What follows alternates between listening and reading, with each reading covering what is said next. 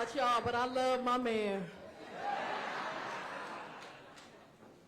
Oh, wow.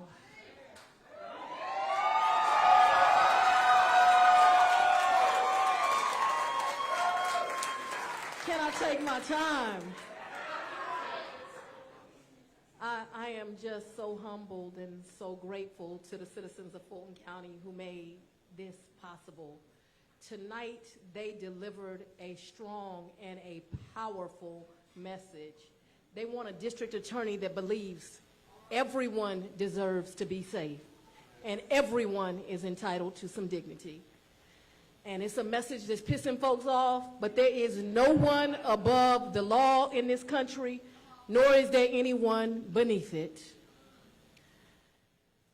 You all, 4 years ago when I came and took this seat, me and that man over there, Chief Meadows of the city of South Fulton, we were really frustrated because we were telling people there was a gang problem. And people were acting like we had two heads. They said there was a gang problem in Chicago, there was a gang problem in LA, might have been a gang problem in DC, but there was not a gang problem in Atlanta. And we were saying, no, there is. And if you don't deal with reality, reality will deal with you. And so we put into effect a balanced approach. But I need everyone in here to understand, this is just a pause. We are not to the end of the road. In fact, I submit to you, we're at the beginning. The campaign does not end tonight. It begins tonight. And so right here tonight, this is a fundraiser in case you're confused. If you left some money at the door, go back and leave some more. I got 2 stores going on. Go and buy a t-shirt because you're going to need to wear it. Because we in this fight for the long haul. You all, in all seriousness, my opponent has super PACs already supporting her. The Republican Party of this country and the state have already supported her. But right here is a grassroots campaign. Nobody is supporting me but the people of Fulton County. And so we need you all the way in.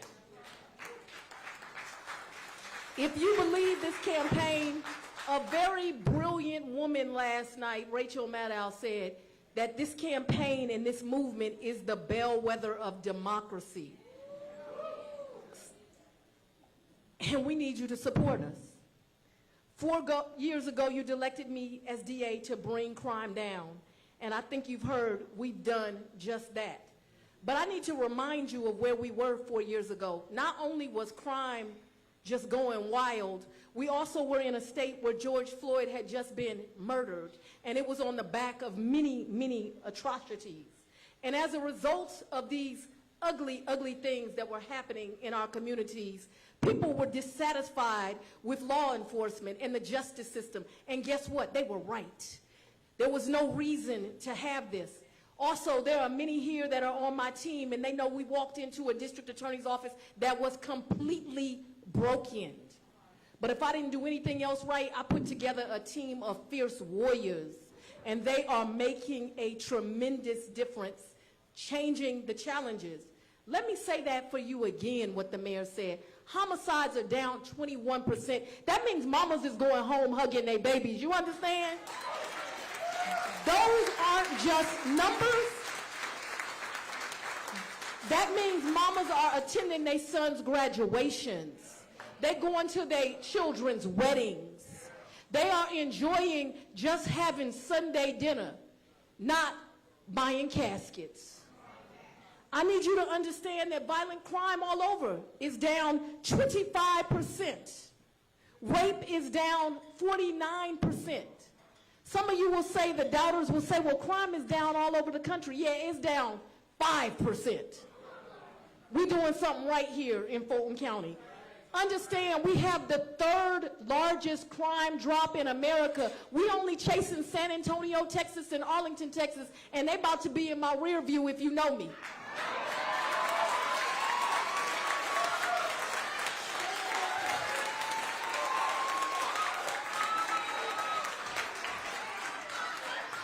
We've done this by unapologetically methodically going after violent criminals and the powerful, no matter how powerful they think they are, while giving first-time offenders a second chance. We've developed programs for young people. I have the REACH program. It is the only program like that in the country where a DA's office is in the school system all year long. And folks challenge me on my budget, but Akeem Woodard, what I tell them, I'd rather see them in the classroom than in the courtroom. And this balanced approach is working because we are making tremendous progress. But please understand, I'm just getting started. Making this community safer. And this election is bringing into focus very important matters about who matters. Should your safety depend on your zip code? What about your race? Should it depend on who you choose to love? Should it depend on if you're male or female? Bishop, I think it should apply to all of them. What you think, Bishop Jackson? I want you all to understand, hear it now. My opponent is completely unqualified. Completely. She has less than 4 years of practicing law. She has never been in a criminal courtroom. But while she is inexperienced and unqualified and does not represent the values of my county, don't get confused. She is a real threat because of who backs her and how they back her. She does not have allegiance to the people of my county. She has allegiance to politics and the powerful's interests. Oh, y'all read between the lines. She doesn't believe that everyone is afforded equal protection of the law. She doesn't believe in accountability. She will not do the hard work that is required of a district attorney that wants to make Fulton safer. And I want you to understand, this work is hard. Now, some say that we must choose between safety and justice, but I'm here to tell you they are wrong. What they are really saying, I want y'all to hear me. What they are really saying is that certain people matter less, that certain people's children matter less. I reject that. We cannot accept violence against anyone, including the impoverished, including minorities, including homosexuals, transsexuals, not anyone, and not women. As Matthew chapter 25, verse 45 says, truly I tell you, whatever you did not do for one of the least of these, you didn't do for me.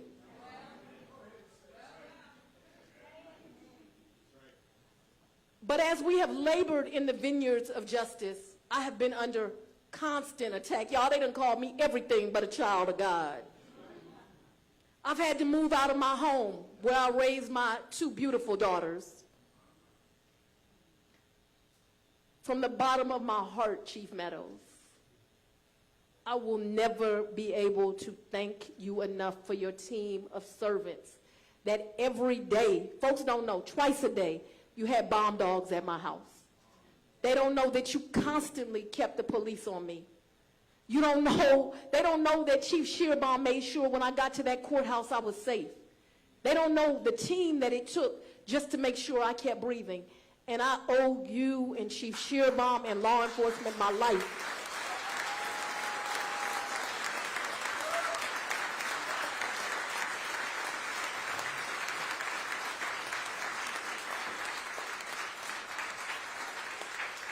You are absolutely my hero, and I would not have gotten through this without you. But even with all the threats on my life, it is nothing compared to what the victims of violent crime in Fulton County have too often experienced, the deep sadness that comes with being made a victim. See, this is what they don't understand. They can attack us, they can beat us down, but they will not succeed. See, they don't know the fire that I come from. They don't know that Brother John Floyd. But this is the fire that we are made from. All the attacks in the world can't stop us, and they will not stop us. This is a fight for safety.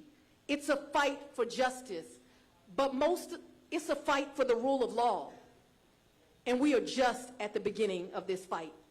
So I ask you to dig deep and keep fighting. Y'all missed it, it's a store in the back.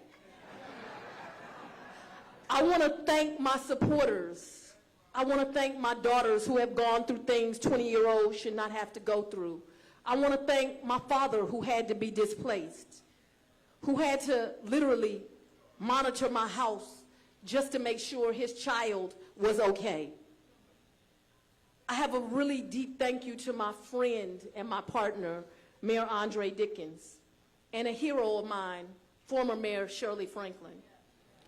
I want to once again thank Chief Darren Shearbaum, who when Andre put him as the chief, instantly said, I'm in this fight with you, and I recognize there's a gang problem. I want to thank Chief Meadows and my sheriff, Sheriff Labatt, for all their inexhaustible leadership and for the courage that they've had to do to keep me safe. Bishop Jackson, thank you for always sending those text messages, all the prayers, making sure you rounded up the faith leaders, and that I had your support. From my pastor, Pastor Pollard, I love you and your wife. Thank you for taking care of me. To so many other religious leaders, Pastor Flippin, who I saw on here tonight, who've been with me when I'm winning and when I'm losing. Thank you for always standing with me. I want to deeply thank the brave women and men who serve as district attorneys and investigators in this county. Can y'all give them a round of applause?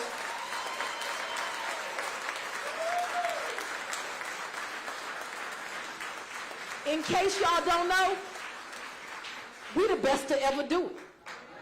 You heard what I said? We the best to ever do it. To my campaign team, Charlie Bailey, Keisha Carter, Jeremy Howard Harris, Chris Hutman. We did that. I think they said 90, that's what I heard. Lastly, thank you to my dad for teaching me that everyone is entitled to dignity and everyone deserves justice. Thank you to my children for giving me the inspiration to keep getting up and doing this job. In the words of Dr. Martin Luther King Jr., the arc of the moral universe is long, but it always bends towards justice.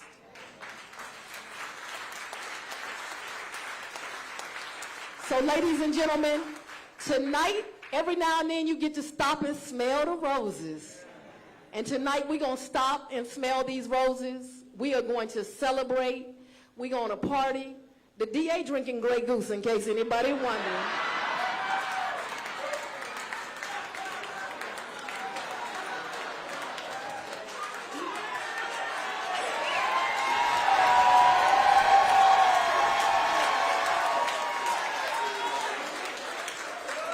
We got a different kind of DA down here in the dirty, dirty South.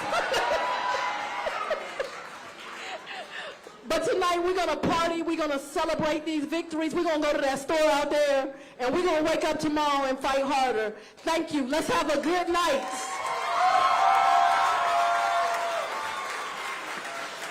Good night.